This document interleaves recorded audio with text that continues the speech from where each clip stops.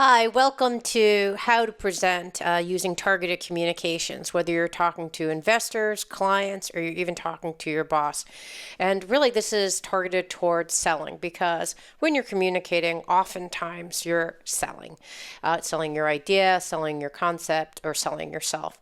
So, a little bit about me. I'm CJ Liu. I have been certified for Myers-Briggs type indicator, which I'm going to use as MBTI. I'm a certified practitioner.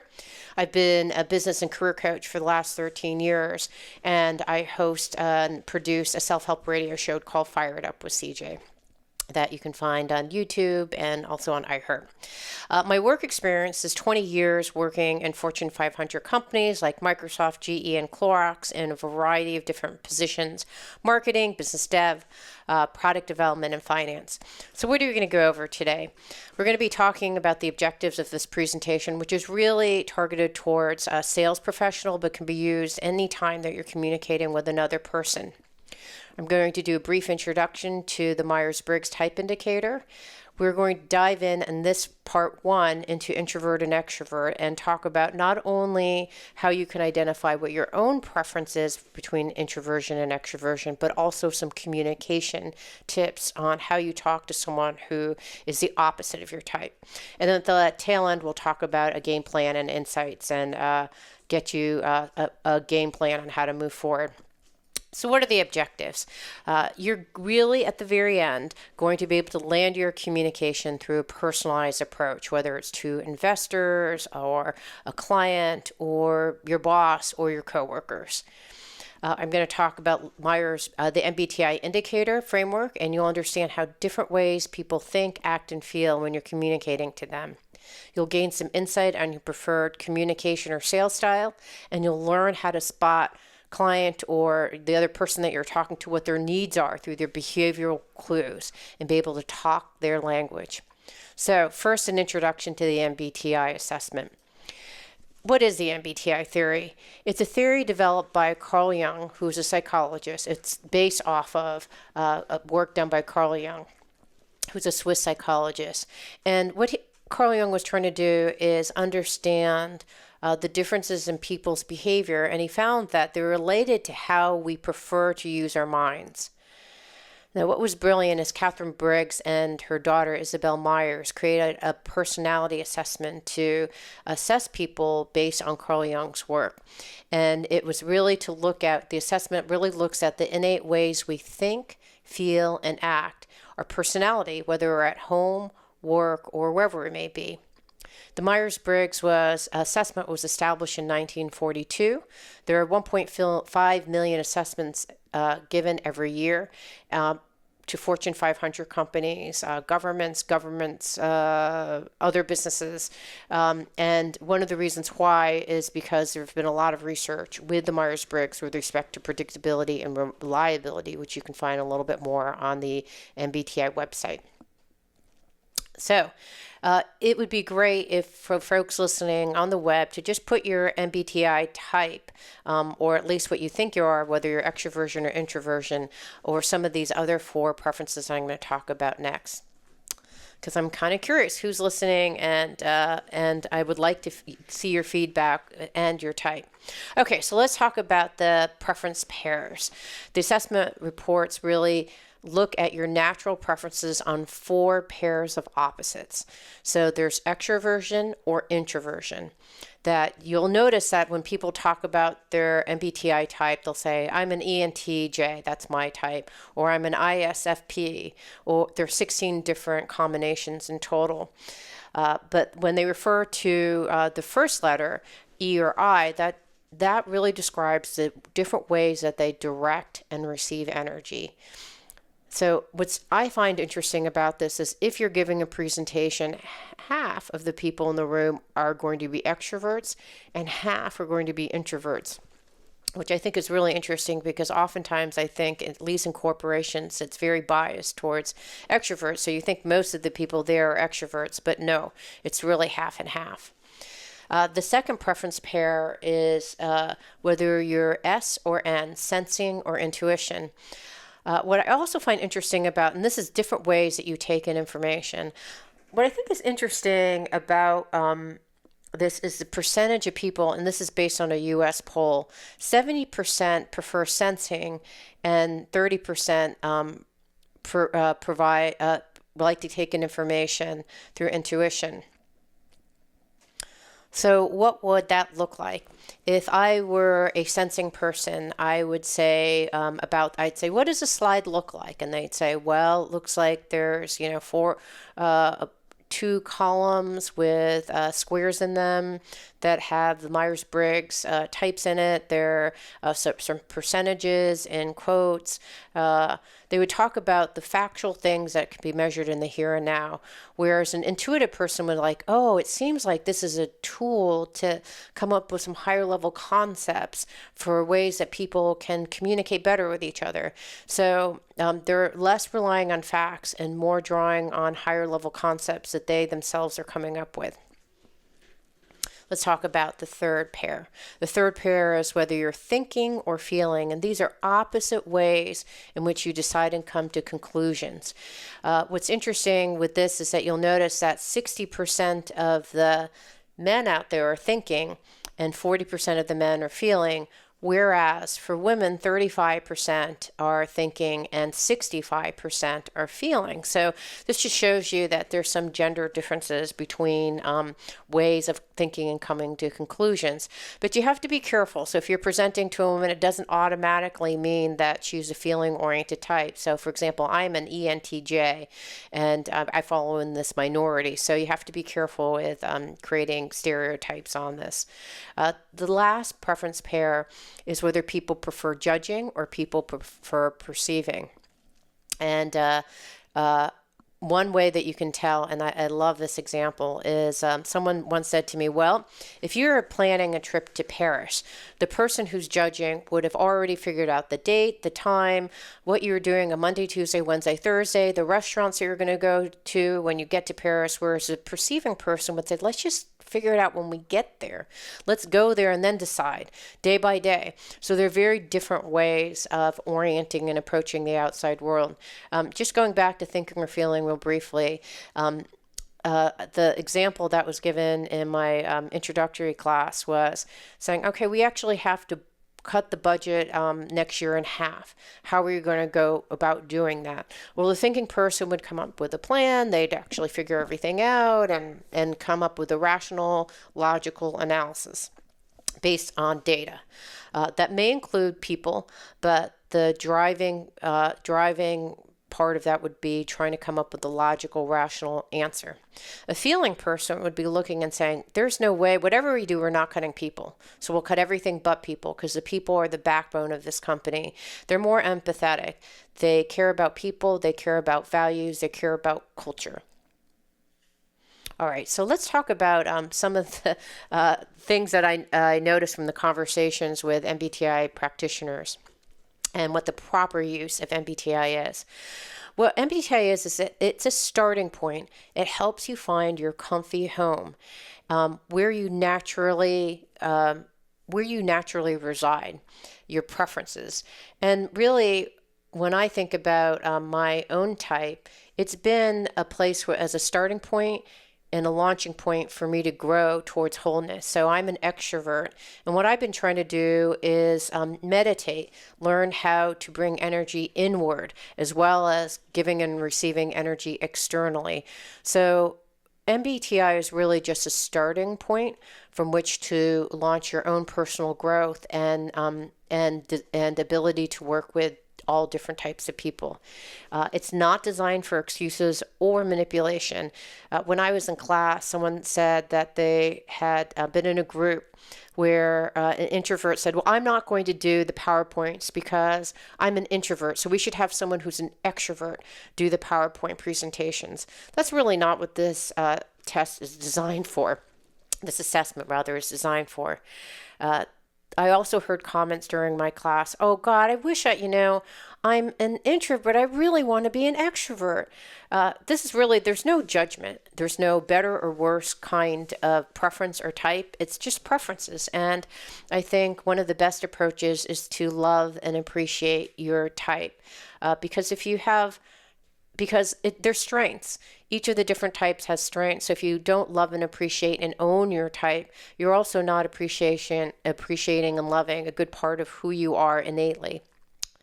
All right.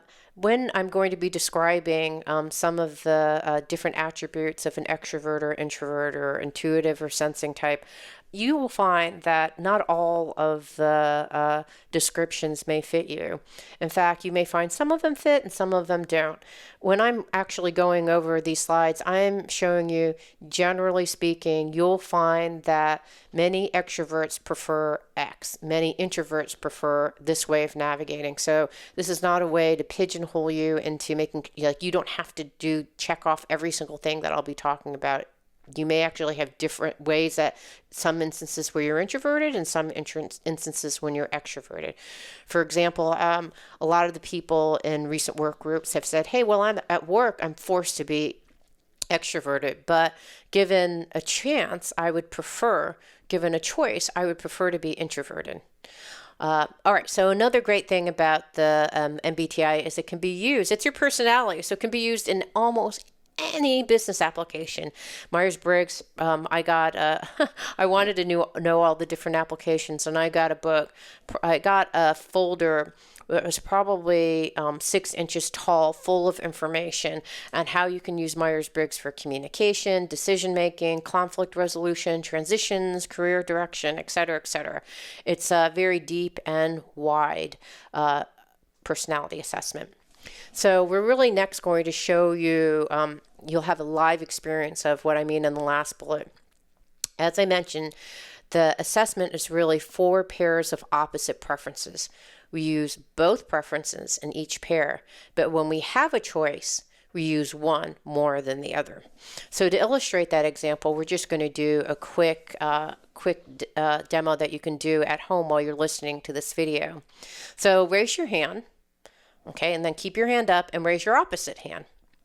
And I'm going to have you think a little bit, what side felt natural, easy, or comfortable? And which side felt less natural? And were you able to do both? Okay, so when I do this in the workshops, generally the people raise their dominant hand. So I'm right-handed, my right hand came up, and that's the hand that felt natural, easy, and comfortable. The side that felt less, because I'm right-handed, the side that felt less natural was my left hand. However, I was able to hold both hands. And so that's the whole idea of a preference. One side is your preference.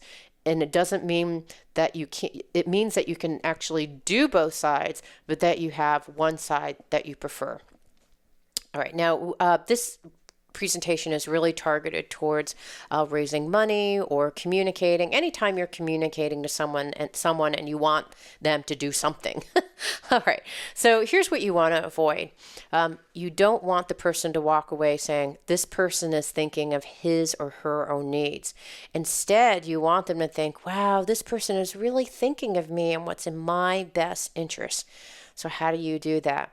Well, you have to understand and appreciate the different ways your customers and investors and other coworkers like to be approached, how they gain information, how they make decisions. And when you do that, you can build rapport and a relationship where your clients feel comfortable. And when they feel comfortable, they can trust you. And when they can trust you, you can then have a base for building more loyalty and a long-term customer relationship. So let's take a look at the typical sales cycle that happens, whether, again, you're giving a presentation to coworkers, your boss, an investor, or a client. There are basically 4 stages in a sales process. This is created through Susan Brock, the now deceased Susan Brock, who created a program called Flex Selling. She's the authority on using psychological typing in sales. Sales really has 4 parts. There's your initial impression, which is related to Myers-Briggs preference, extroversion, and introversion. Investigating needs, which is related to intuition and sensing. Suggesting a course of action, which is related to thinking and feeling. And obtaining agreement, which is related to judging and perceiving. So your initial impression is really based on how you communicate your ideas, beyond word. It's your body language. It's the tone of your voice. It's the energy that you're exuding out when you're presenting. And that really has to do with how you receive and give information, whether you're extrovert or introvert. When you're investigating needs, in order for you to take in the information, you're going to have to present the types of information that that person may need and in the structure and manner in which they would actually take in that information. So we talked about intuitive types needing to know the big picture, where sensing need to know the details and the practical, pragmatic implications of what you're presenting. So when you're suggesting a course of action, how you organize information, how you've presented the key information needs to be in the decision in the information you present, so that the person has the key pieces of information that they need to make a decision.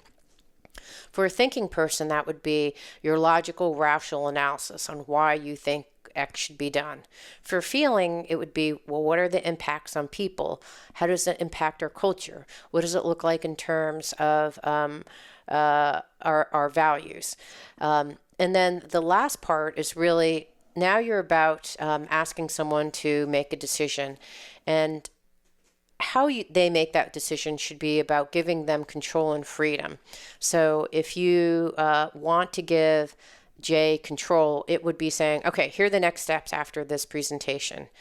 If you want to give P control and freedom and say, hey, when would be a good time to contact you so we can figure out next steps, so that the P can kind of flow at it and the J can actually move to closure. And we'll be talking about all of these types in part 2, part 3, and part 4.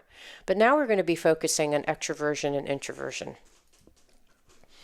So extroversion and introversion are really about how someone prefers to focus their energy.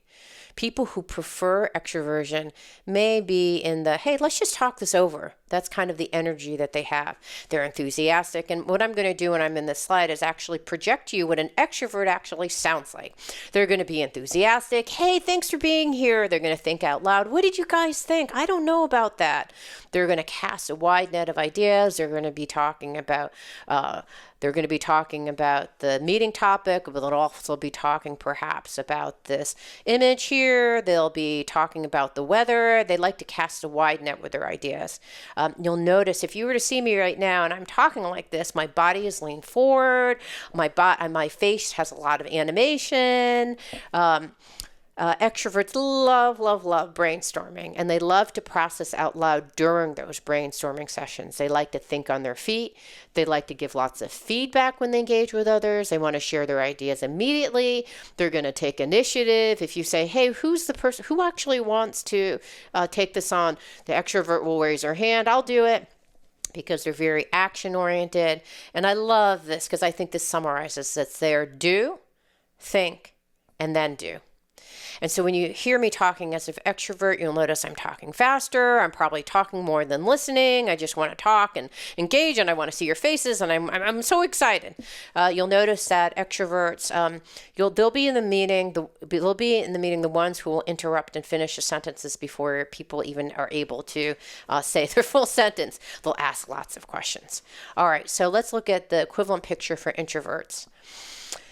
Woo, okay, so now I'm going to take more of an introverted preference. So people who prefer introversion, they'll adopt a stance as, I really need to think about it. Their energy is more calm, more private, more quiet, and contained. They want to, if you ask them a question, they're going to want to respond carefully. They really pride themselves on having an in-depth knowledge about topics. They may actually know a lot of things, but the things that they do know will be very, very in-depth. Their energy feels more pulled back. A lot of introverts don't really like meetings. They'd rather be in their office and have alone time to think through things. They would prefer, if they could, they would so prefer you sending them an email versus asking them to attend a meeting. But if you happen to get them in a meeting and they're engaging with others, you'll notice the introverts, because they're the ones who are going to be waiting for space before they talk.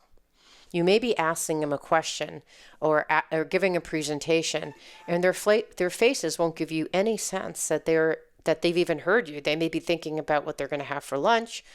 They may be thinking about, you don't even know what they're thinking because they're actually listening to you very deeply, but they're processing all the information internally because they need to think and concentrate when they're listening.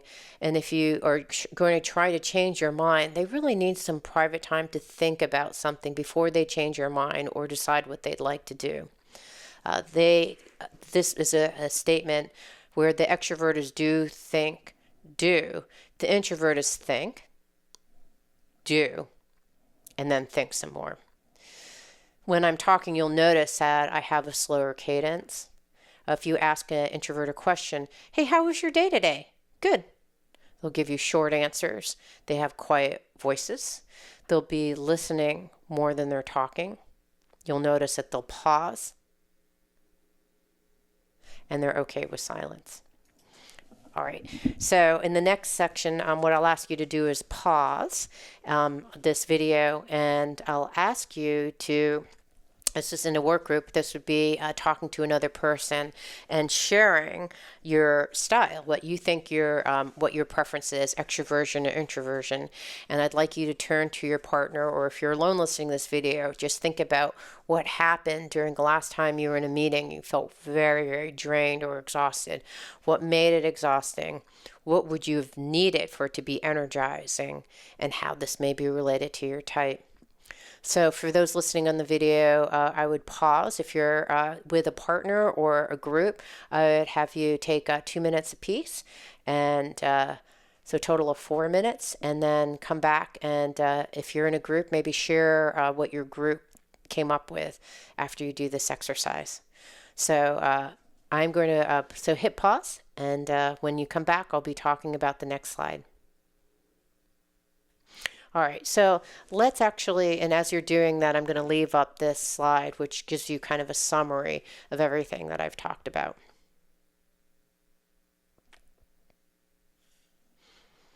All right, so I'm going to let you do your exercises, but when you come back, I'm going to wait a couple seconds, and then we're going to give you some tips on how to communicate with extroverts. All right, how do you communicate with extroverts for people who prefer extroversion? So first, you have to give them cues that you're listening. You know, they're out there. They want to receive energy from you. So if you are not moving your body, you're not nodding your head, you're not leaning in, you're not smiling, you don't give them eye contact, you're not excited about what they're talking about, they feel isolated and alone, like they're in a desert with no one listening to them. That feels super bad for an extrovert to be in that position. So if you want to engage them, please interact with extroverts. They really want to hear what you have to say, even if it's, hey, here's my initial thoughts, my top line thoughts about what you just shared with me, and say, but you know what, I may actually have to, if you want to get some more in-depth thoughts, we'll have to talk in person. So why don't you email me, or we'll set up some time to talk about it. Extroverts really, if they have a conflict, they want to resolve, okay, what's your problem? Let's talk about it now. I don't want to revisit this again. They want conflict to be resolved in the moment. So what are some things you can do if you're talking to an extrovert? Be okay with interrupting. If you can't respond, like I said, ask for time and to think and respond later. And don't expect precision. As I mentioned before, extroverts are processing out loud, so they're not going to be super precise with what they're saying. So don't hold them. And I think it's what's hard for introverts is that they're listening to every word. But extroverts are sometimes processing out loud and thinking and kind of brainstorming, and don't want to be held accountable for every single thing that they've said when they're processing out loud. All right, we've talked about extroverts. How about communicating with introverts? So if you're an extrovert working with the introvert, you want to, when you are processing out loud, say, hey, I'm thinking out loud. So the introvert doesn't have to track as carefully every single thing that you're saying and digest it. You want to make sure you don't interrupt. You want to pause. You want to present your information in a slow and calm way. You want to respect that person's privacy. Introverts, they have a boundary, and they want to make sure that that boundary is respected. And so you want to respect their privacy, respect their confidentiality, and when you do that, you will gain their trust. If you're asking them a question, don't really ask for an immediate response. They may just, as we said before, just give you their top line thoughts. You may even say, hey, what are your top line thoughts? I won't hold you to it, but what do you think, just initial gut feeling? If they can't give you an immediate answer, make sure to pick a time and place to communicate. And they prefer communicating one-on-one, so that may be a better way than actually being in the group next time and communicating. If you are going to be presenting something where you would like that introvert to give answers during that presentation, then make sure that you present to them the set of questions ahead of time, as well as any reading materials that they would need to read in order to be prepared. And again, they prefer email. So if you can avoid a meeting, face-to-face meeting, try to communicate via email. I know it's really hard. I'm an extrovert, but silence is okay. It really is an honorable thing, because what you're doing is you're allowing the other person to process what you're saying. And don't take it personally, because it's not about you. It's about really respecting what the other person needs in order to digest what you've said. So in the wrap up, we're going to be doing 3 different things. One is we're going to talk about how to prepare for good meetings. So before a meeting, know that it could be that 50% of the people in the room are extroverts and 15% are introverts. So what does that mean? Well, you're going to want to provide some pre-reading via an email, so that if you're going to present something, or you want the introvert to answer questions, that you want to send an email before, if you really want to have an introvert respond at that time. You want to provide an agenda and time, because it's really hard for introverts to be in meetings, some introverts to be in meetings, so they just want to know how long is it going to be and what should I expect. During the meeting, you want to think about how fast you're talking, how close you may be standing to someone, whether you interrupt someone, and the animation in your voice, body, and face. And after the meeting, if you really want to get feedback from introverts, you may want to get some feedback later, and ask them the best way to communicate, whether it's email, phone, or Skype. Now, what do you do after this meeting? We've talked about so much today. And so here are some, as a life coach, I like to put a little action item together, or a game plan. So the first step is really determining your Myers-Briggs type. After that, what I would do is, let's say that you're an introvert. I would actually pick one idea off of the PowerPoints that I gave before and work on one of those ideas. So as an introvert, you may work on nodding your head next time you're in a meeting. And if you're an extrovert, you may work on not interrupting. And what you'll find is, at first, it may feel really uncomfortable, and you may think, oh God, I'm not really this way. So is it inauthentic? It may not be what you're used to, but it's an authentic representation of your desire to connect with another human being. And it may feel uncomfortable because the preference is in factor where you naturally feel comfortable. So it will feel uncomfortable initially. What I want you to do is practice with some friends and family, or anyone that are the opposite, and get their feedback. Ask them, did that work for you? I was pausing. I didn't interrupt. Did that help? Was it better? Ask them. Or I was nodding. Did that help you when I was nodding? Okay, so I want you to practice one of the skills off the list for a whole week on your opposite type, or just throughout the whole week on anyone. Just practice building in that skill. And I guarantee what will happen is, over time, it's going to feel more natural.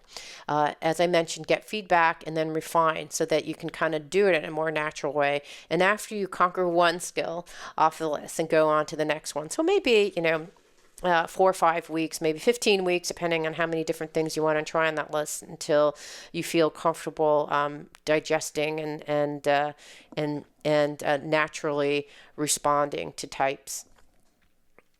All right, so here's some things to think about. You may want to pause, and if you're in a group, talk about this, or sit some time and maybe scribble down some notes on a journal that you may have. So think about your communication preference, and think about what you'll do differently the next time you're in a meeting, and or what you'll actually be watching for in your next meeting. Is your boss an extrovert or an introvert? Or your work associates extroverts or introverts? Going through these slides and kind of looking through how you can determine whether they're extrovert or introvert. And then, as I said before, we're going to figure out one thing. So what I'd like you to do is commit to paper one thing that you're going to try. And as a coach, one of the most important things in moving forward is being very concrete. Write down what you're going to try, write down when you're going to start, and write down who you're going to try this with initially. And go and tell a friend. Go commit it to someone, say to your wife or husband or friend. Hey, I'm committing to doing this, and I just need you to follow up a week from now and ask me how it's going. And then think about how will this make you more effective in communications? What were some things that you learned from this experience? And what I would love is for you to write your comments down after you've had this. Tell me your type. Tell me answer any one of these questions, because I'd be very, very curious and excited to see what this presentation, what you got out of this presentation and the skills that you're building. All right, so how do you figure out your MBTI type? You can go to you can get an MBTI type from the main CPP website or the MBTI website. You can also get it through me at mywholelife.net. I will charge you the same exact price that you would get through doing it at MBTI. And then there's a fee for reviewing your results with you. But even if you didn't want to have a coach review the results with you, the reports are very, very detailed, so you can get a lot out of them. But oftentimes it's helpful to get some personalized coaching around how to use that type in specific contexts, whether it's selling, decision making, or conflict. So go ahead and email me if you have any questions, or if you're interested in coaching on Myers-Briggs or finding out your type. Thank you so much for listening, and please take time to comment and tell me what you think of the presentation. Thank you. Bye-bye.